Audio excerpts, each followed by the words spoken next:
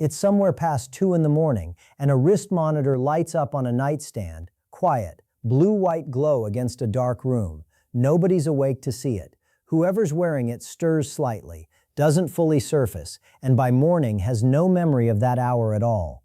Later, scrolling through the app over coffee, there's a small spike sitting in the overnight data, a number that looks like it belongs to the middle of a stressful afternoon, not to someone lying perfectly still in their own bed. Most people glance at that kind of reading, shrug, and close the app. It doesn't hurt. Nothing woke them up. There's no reason it would ever come up at their next appointment, because by the time anyone's sitting in an exam room, the number in front of the doctor is a daytime number, taken sitting up, wide awake, and it looks completely fine. That gap between the number your doctor sees and the number your body is actually running at while you sleep is where tonight's entire subject lives. Your blood pressure is not supposed to sit flat all day and night. In a healthy pattern, it's supposed to drop meaningfully while you sleep, usually somewhere between 10 and 20% below your daytime average. Cardiologists have a specific word for people whose pressure does this properly. They call them dippers. And they have a word for people whose pressure barely drops, or in some cases actually climbs, overnight. They call them non-dippers, and being one turns out to matter quite a bit more than most people, including plenty of people who've been managing their blood pressure carefully for years, ever realize. Tonight I'm walking you through 7 ordinary nighttime habits that can quietly turn a normal dipper into a non-dipper, several of which have absolutely nothing to do with what you'd expect. And the 7th one is a condition so underdiagnosed that the majority of people living with it right now have no idea it's even a possibility. I'm Dr. Walter Hale, nearly 4 decades of practicing medicine, and here's a pattern I've watched play out more times than I can count. Someone manages their daytime blood pressure diligently, takes their medication, watches their sodium, gets a good reading at every checkup, and still ends up with a stroke or a cardiac event that seems to come from nowhere. In a meaningful share of those cases, when we finally get a full 24-hour picture instead of a single daytime snapshot, the daytime numbers were never the problem. The nights were. Here's a question worth sitting with before we get into the list. If someone offered to show you exactly what your blood pressure does for the 8 hours nobody's watching, the actual overnight pattern, instead of a single number taken in a chair at 10 a.m., would you actually want to know? Tell me honestly in the comments. I ask because most people's instinct is to say yes, and then quietly never look into how to actually find out. Let me walk you through why the nighttime number carries so much weight, because once this clicks, all 7 of tonight's habits stop looking like a random list and start looking like exactly what they are. During normal sleep, your nervous system shifts into what's often called a rest and digest state. Your heart rate slows, your blood vessels relax somewhat, and your kidneys, which spend your waking hours managing fluid and sodium under the influence of daytime activity and hormones, get a chance to process more sodium out of your system overnight. That combination is what produces the healthy dip. It's not incidental. Researchers increasingly believe this overnight recovery period is doing real repair work, giving your cardiovascular system a nightly break from the mechanical stress of higher pressure. When that dip doesn't happen, your heart, blood vessels, and kidneys don't get that nightly break. They're running under sustained higher pressure for 24 hours instead of roughly 16 night after night for years, and it turns out that specific pattern of unrelieved overnight pressure is associated with meaningfully higher rates of stroke, heart attack, and, worth naming directly, the kind of small blood vessel damage in the brain that contributes to vascular dementia, the second most common cause of dementia overall, which I've talked about on this channel before. This isn't a separate problem from your daytime blood pressure. It's a hidden second half of the same problem, one that a standard office reading was never built to catch. The honest complication is that non-dipping doesn't announce itself. It doesn't wake you up gasping in most cases. It doesn't show up as chest pain at 3 a.m. The only reliable way to actually catch it is a 24-hour ambulatory blood pressure monitor, or increasingly, a well-validated home monitor used correctly around your sleep schedule, and most people have simply never had one, because a single daytime reading has quietly become the default standard almost everywhere, not because it's the best tool, but because it's the fast one. It's also worth being straightforward about who tends to run into this most, because the pattern isn't random. Non-dipping becomes more common with age, even in people without a formal hypertension diagnosis, simply because the nervous system's overnight recovery gets less efficient over time. It shows up more often in people with diabetes, in people carrying extra weight around the neck and midsection specifically, and in anyone with a family history of stroke that seems to skip a generation in ways nobody's ever fully explained. None of that is a life sentence. It's a reason to actually check rather than assume your daytime numbers are telling you the whole story. With that in mind, let's get into what's actually driving this for a lot of people, starting with number 7. Number 7. A late, heavy, salty dinner, eaten close enough to bedtime that your body is still actively processing it while you're trying to fall asleep. Sodium doesn't just affect your blood pressure through the day, it directly affects how much your pressure is able to drop overnight. A large, salt-heavy meal late in the evening keeps your body holding on to extra fluid right through the hours when it should be doing the opposite, actively releasing sodium and easing pressure down. The effect isn't about any single salty dinner. It's about a pattern. The same late, heavy, oversalted meal repeated night after night, training your body into a shallower and shallower dip over time without you ever noticing the shift happening. This is one of those habits that hides behind good intentions. Plenty of people eat their biggest, most indulgent meal at dinner specifically because it's the one meal of the day they actually have time to enjoy, after work, after errands, with family around the table. Nobody's doing anything wrong in the moment. But if dinner is both your largest meal and your latest one, that combination is worth a second look, particularly if you already know you run on the higher end of blood pressure. A reasonable adjustment here isn't to skip dinner or make it joyless. It's shifting the timing where you can, giving your body 2 to 3 hours between a heavier, saltier meal and lights out. So the processing work happens before your nervous system is trying to wind down, not during it. Number 6, an evening drink, the so-called nightcap, taken specifically to relax and fall asleep faster. This is the one that surprises people most, because it runs completely against how the evening drink actually feels in the moment.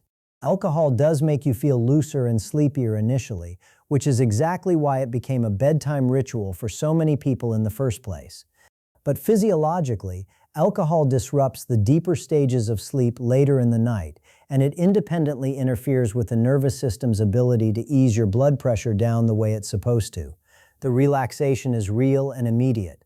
The disruption shows up a few hours later, well after you've stopped noticing the drink was ever involved.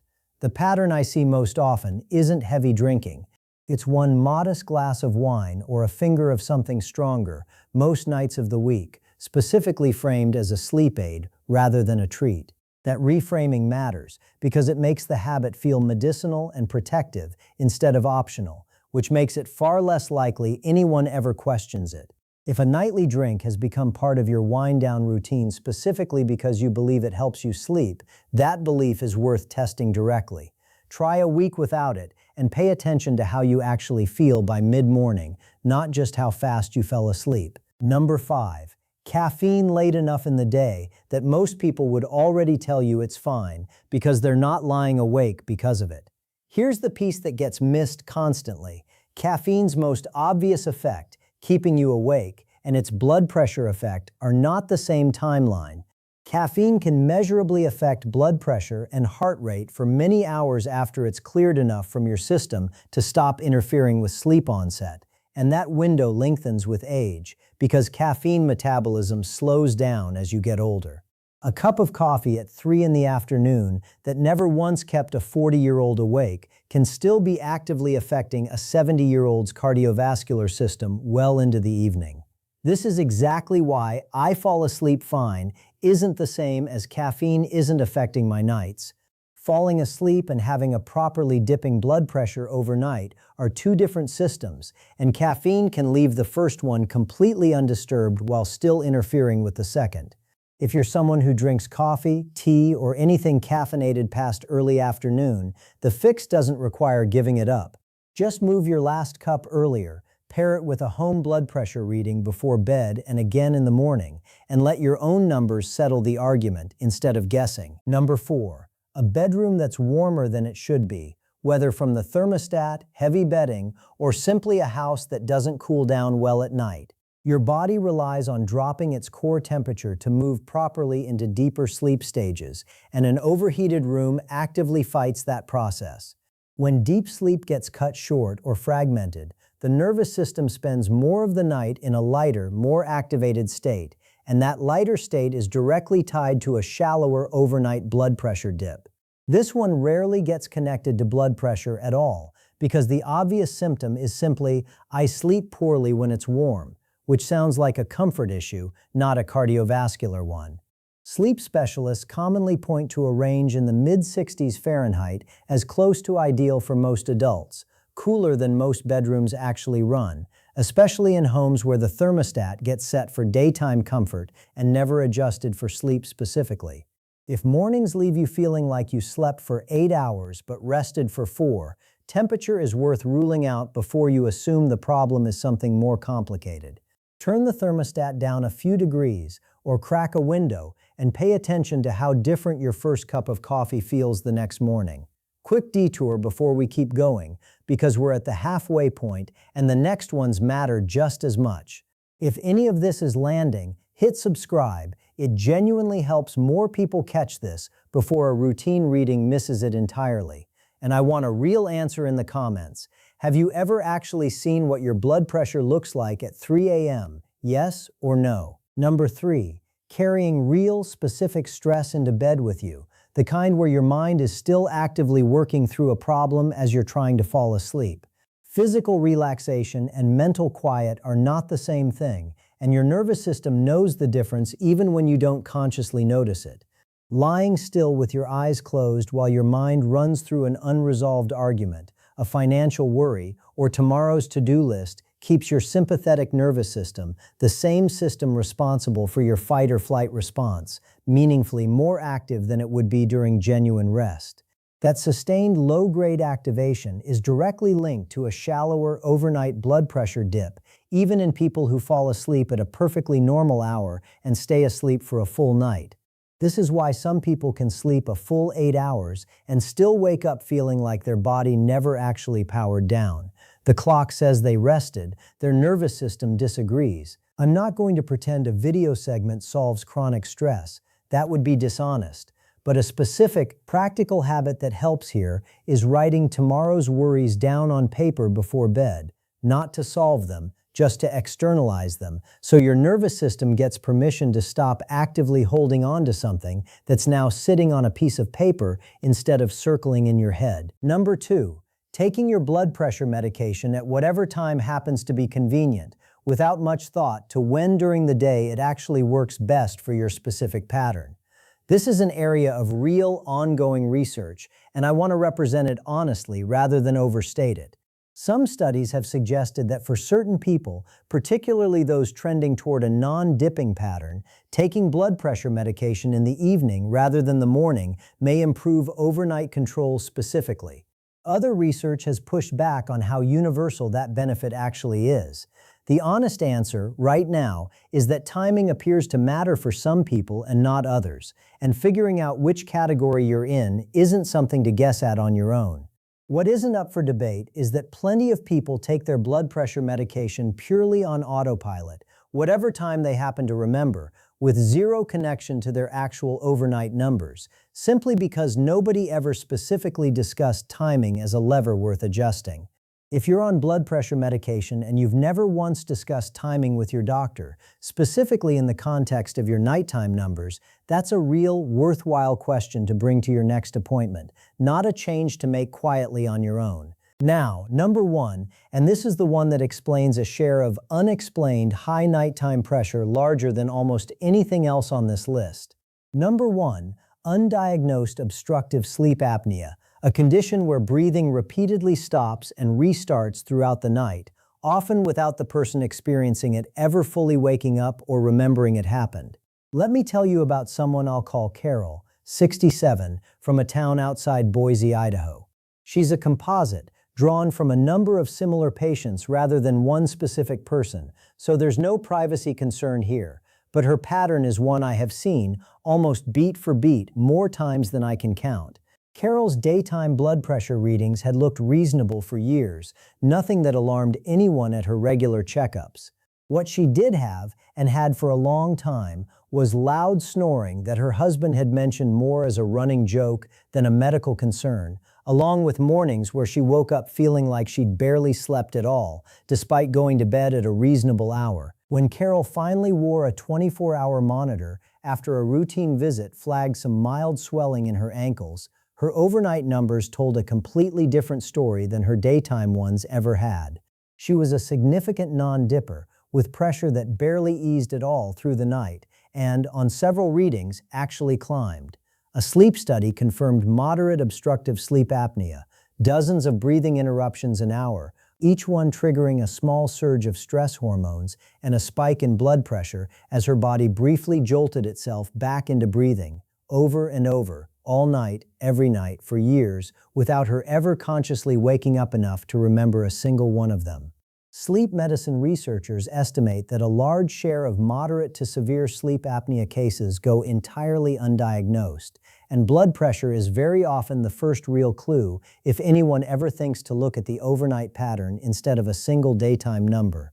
Carol started on a CPAP machine, the standard treatment that keeps the airway open through the night, and within a few months, her follow-up monitor looked like a different person's data. A real dip had returned.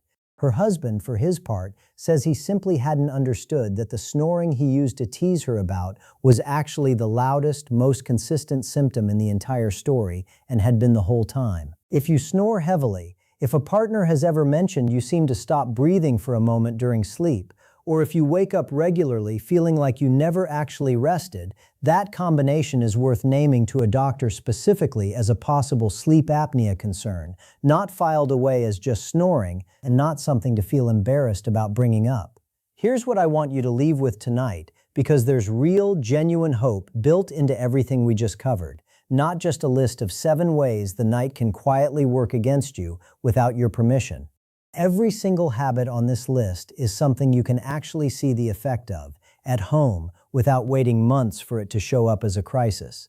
A home blood pressure monitor used correctly before bed and again first thing in the morning, or a 24-hour ambulatory monitor your doctor can arrange, turns every one of these 7 habits from a guess into an actual measurement.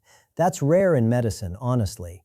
Most of what we manage somewhat blind. This particular problem you can watch improve in real time, often within days of changing just one thing. If you only take one thing seriously out of tonight, let it be this. First, ask your doctor specifically about a 24-hour ambulatory blood pressure monitor or a properly validated home monitor if you've never had your overnight pattern actually measured. Say the words nighttime dipping when you ask, because that specific phrase tends to get taken seriously fast. Second, pick one habit from tonight's list, just one, the one that felt most familiar while you were listening, and actually change it for a full week. Not all 7 at once. 1, tested honestly, with real numbers before and after if you can get them. Third, if snoring or exhausted mornings have been part of your life for years and quietly normalized, bring up sleep apnea by name at your next appointment. It is a specific, testable, highly treatable condition, not a personality trait or an inevitable part of getting older. Fourth, if you're on blood pressure medication, ask directly whether timing has ever been discussed for your specific case. It's a 2-minute conversation that most people never think to start. Of these 7, which one is quietly true for you right now? Tell me in the comments, and tell me whether you're actually going to check your numbers this week or just nod along and move on. I read every single one, and the honest answers are always the ones that help someone else finally ask their own doctor.